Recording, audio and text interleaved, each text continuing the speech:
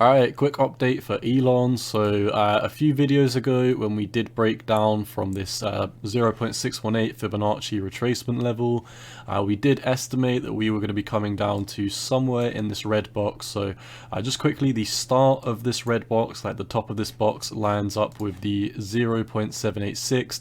We said, as we've broken below the 618, our next target from a Fibonacci perspective on this macro fib would be the 786, and we also had the bottom of this red box lining up with the 1.618 Fibonacci retracement level. So all in all, we came down to the 1.618 down here, so we filled the bearish price target, so we can now remove this. We predicted that we were going to come down here, and we've now come down here. So what to look for now?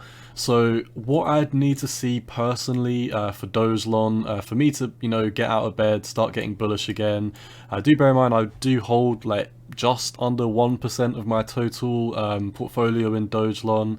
I would be quite happy to maybe make that 2% or 1.5 if we did start breaking out, but personally, I'm sticking with what I've been saying for the past few weeks. I am sticking out of altcoins. I am just holding Bitcoin, and that is because the Bitcoin dominance is exploding. So while this goes up, I do believe that altcoins are going to lose their price, at least against Bitcoin in the short term. So if we do zoom in, you can see we are still in this big macro downtrend, so nothing has really changed at all until we do get above this red line. What I could see coming as a potential trade is if we do break above this 200-day moving average. This coin is very, very euphoric. I honestly don't even really look at Fibonacci places where it could get stuck at. I literally use the Fibonacci's for this to kind of say where we could bounce from, because when we do start going on a rally on this coin, there's nothing bringing it down.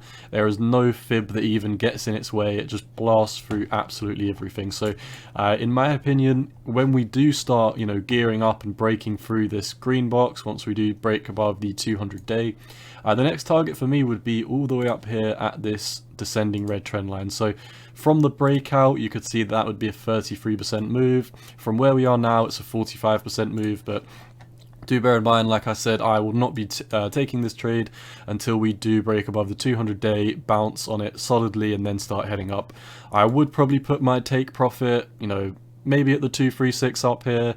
This would still line up with like a lower high if it did something like that. So I am a conservative trader, so I'd probably use like a 10x leverage and make sure I get out for a profit, or at least I would put my take profit at this descending red line here, and what I'd do is I'd wait until it breaks to the 236, and then I'd probably move my stop loss all the way up here. So from the stop loss, worst comes to worst, we would be in almost a 7% profit on a 10x leverage. That would be a 70% gain. So all in all, it could be a nice trade setting up.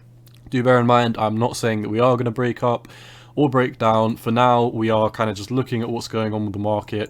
We did fill our previous price target, so the last prediction I made, came to light, so that was quite nice. But for now, like I've been saying, I am sitting on the sidelines.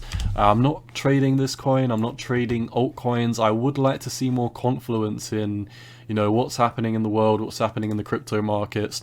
If we do come over to the crypto Bitcoin pair, you can see yesterday we had this very bad news, and I did make a news update on Bitcoin on why I do think we are going up. So if you are interested in, the logistics of that, go check out my video. So all in all, we could be setting up for something like this to get rejected again at 40,000 and roll down.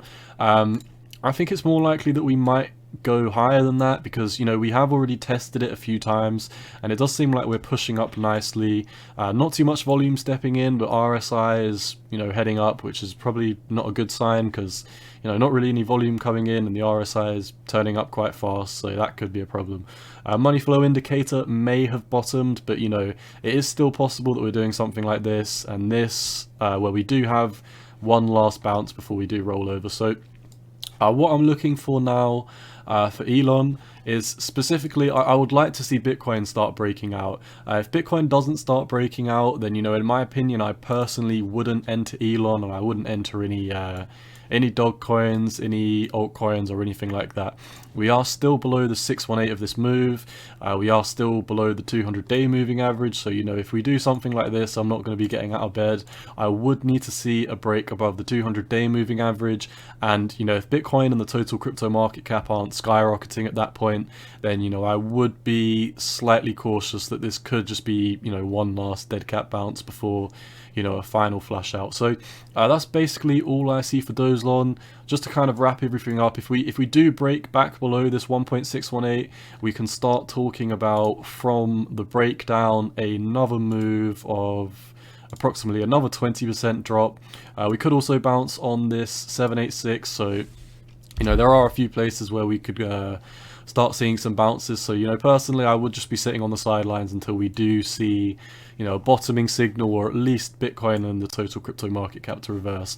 And on the flip side as well, until we do break above this 200-day moving average, you know, this would mean that we're finally back above the 618 and we use the 786 as support.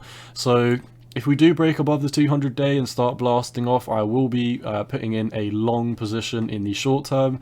If we don't do anything like that, then, you know, as I said, I'm going to be sitting on the sidelines. So that's all I see for Elon. Once again, none of this is financial advice. This is just my opinion on the market, and you've always got to do what's best for you. Peace.